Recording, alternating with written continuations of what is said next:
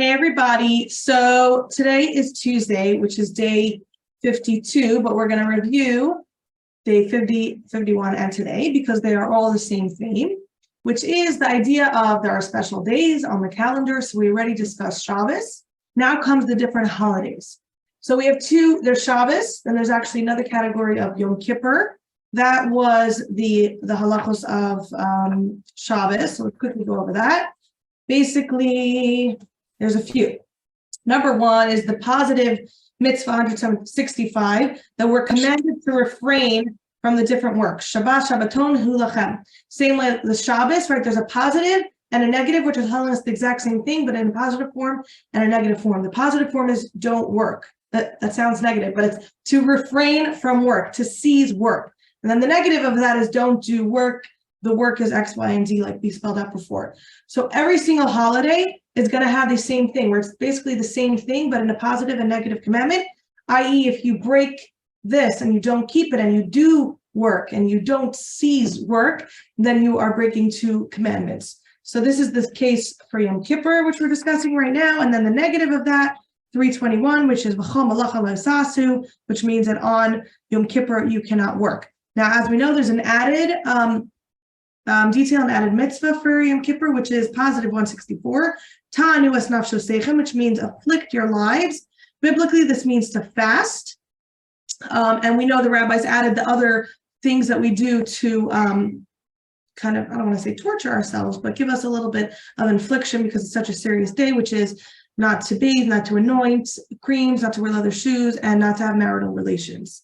And that's why we know, and it's very, very serious if you do not fast. That's why we tell anyone who's, pregnant or not feeling well, whatever it is, the most important thing to do on Yom Kippur is fast. This is a biblical commandment. Therefore, it trumps going to shul. That's not it's wonderful to daven, and of course, it's a huge theme of Yom Kippur, but the main thing is to fast. So if that means the only way you can do it is sleeping in bed in your pajamas the entire day, do that. All of my pregnancies, and if I was nursing, I always fasted Yom Kippur and Tisha B'Av. It's always good to find out what the laws are before, just in case, obviously life comes first, but we do our best to fast. It's very, very, very serious. And then there's the negative flip side of that is, of course, that we're forbidden from eating on Yom Kippur. And actually, there's no verse that specifically says this, but it says here, Ki kol hanefesh asher lo sa nevagomer v'nichrasad, when it discusses the laws of kares and what will get you cut off, which is essentially very serious things, it mentions not fasting on Yom Kippur, and that's how we know that that's a negative. Okay, so now we're moving on to yesterday's, which was Monday, lesson 51. So that we did Shabbos, we discussed Yom Kippur, and I'm putting those in a separate category because, as we know, Yom Kippur is the Shabboses of all Shabbos, right? It's the one time that if Yom Kippur falls out on Shabbos, we actually don't eat. We actually fast because it's considered Shabbos. So all the things that apply for Shabbos apply to Yom Kippur as well. Now, similarly are all the Chagim, the holidays. Now, there's 6 days, and now we're going to discuss between yesterday, today, and tomorrow, the different days. They're each a separate mitzvah that you're not allowed to do work on those days. There's 6 outside of Israel. They end up being more than 6, but biblically, it's one day of Rosh Hashanah, the first day of Sukkot, the last day of Sukkot, which is called Shmini Atzeres, technically a separate holiday, the first day of Pesach, the last day of Pesach, and then the one day of Shavuot. So now these are the 6 different holidays. They all, in terms of the laws of working, they're all exactly the same. And the short of it is, and then we'll break it down one by one, is that you're not allowed to do any of the work. There's one exception. There's 2 things that are different between Shabbos and holidays, and that in terms of work, though, it's the only thing you're allowed to do work-wise is anything related to preparing food. Because, of course, there's a lot of details from that. Just one of the small examples that you are allowed to cook, of course, but it has to be from a pre-existing flame. But in short, there's things that we're not allowed to do on Shabbos that we are allowed to do on the holiday, and that is anything connected to preparing food. The other thing is not considered part of the malachos of the actual 39 works, but I'll mention it anyway, is that you're allowed to carry on the holiday. Of course, by the way, if any of the holidays fall out on Shabbos, then Shabbos is higher, so you're not allowed to cook on those days, and you're not allowed to carry on those days, even if it's Pesach Shabbos or Rosh Hashanah Shabbos, etc. Okay, so yesterday the first one we did was Rosh Hashanah. It's positive mitzvah number 159, Pesach. Pesach, because we're going in order of the months. And the pasuk is B'yom Harishon Mikra Kodesh, on the first day, and we know this is referring to Pesach, shall be a sacred holiday. So anytime we say Mikra Kodesh, should be sacred, holy, essentially what we're saying is this day is different, and therefore you have to treat it differently. It's like, okay, sanctify it, make it holy. How? How do we do that? By not working, by ceasing to do what we normally do. We're going into a different day, different operating system. I'm changing the way I'm living. There's special days, we treat them differently. And the main way of doing that is ceasing to work. And every single holiday, Shabbos and Yom Kippur, as we discussed, has the positive of this, which means cease working. Shabbat means to cease working. And the negative, which is do not do the work. Okay, so I'm talking about the first day of Pesach. To be holy to you, and the way you do that is by not doing work. The next mitzvah is the negative, which is 323, and that's that we're forbidden to perform malacha on the first day of Pesach. The first day of Pesach, which the mitzvah, the pasuk this is based on, is called malacha lo yaseh behem, because basically it's connected to the pasuk before that said the first day of Pesach we should treat holy, and on that day do not do any work. And it's going to sound redundant because we're basically saying the same exact thing for each holiday that we mentioned.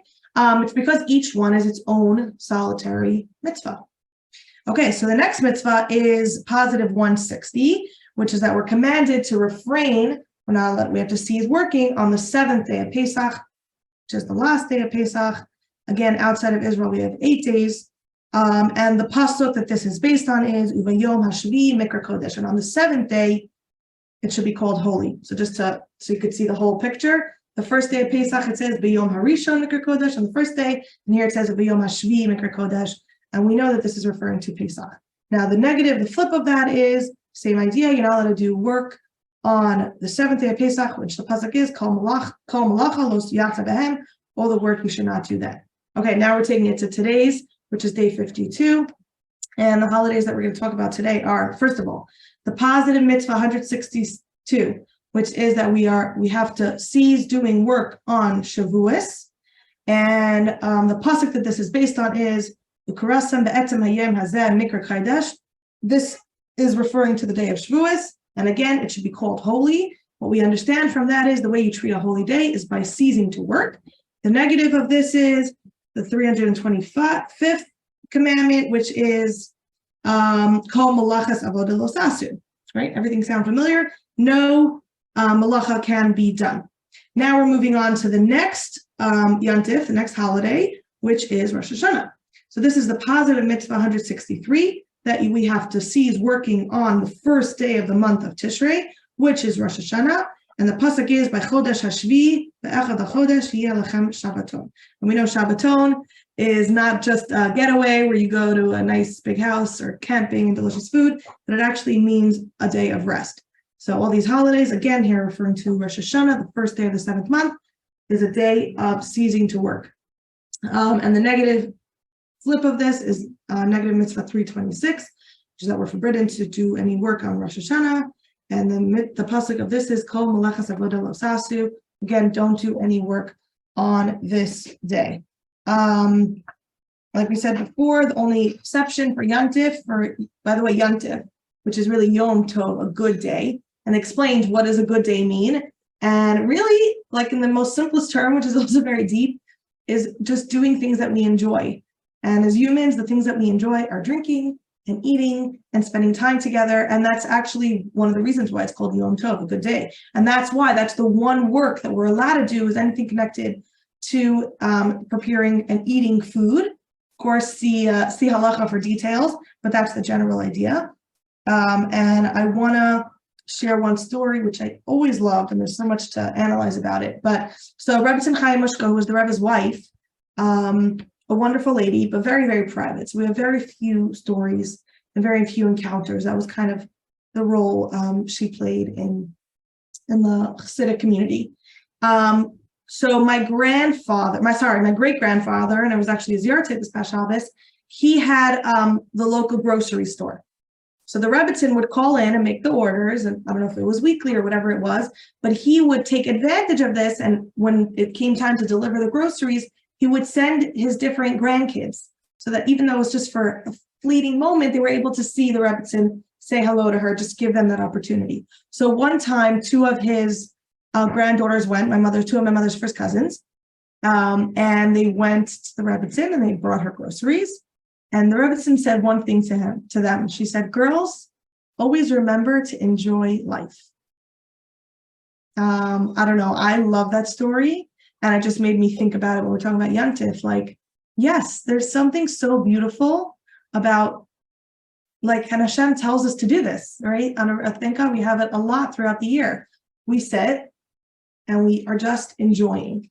And what the beautiful thing about a Jew enjoying is, what are we enjoying? Let's say Shavuos just passed. We're enjoying the fact that Hashem gave us the Torah. We're on a high from this. And we're going to celebrate that by enjoying it, by sitting, making those delicious foods, wearing those beautiful clothing, entering a different time and space. And the whole idea, of course, is that these are the highlights of the year that give us that pep and energy to enjoy every moment of our lives. I started doing this, not to toot my horn, but it just, just something cute that I'm proud of, is before every Yantif, I ask the kids, each of them individually, what's one, food that you want mommy to make for Yantif? Like, just because that Torah tells us we make special foods that we like for Yantif. So if I want my kids to enjoy the holiday, that's how I'm going to do it. One of the ways anyway. So tomorrow we'll continue the other holidays that we see's work. And yeah, that's it. Have a wonderful day. Thank you, everybody. And we'll see you soon.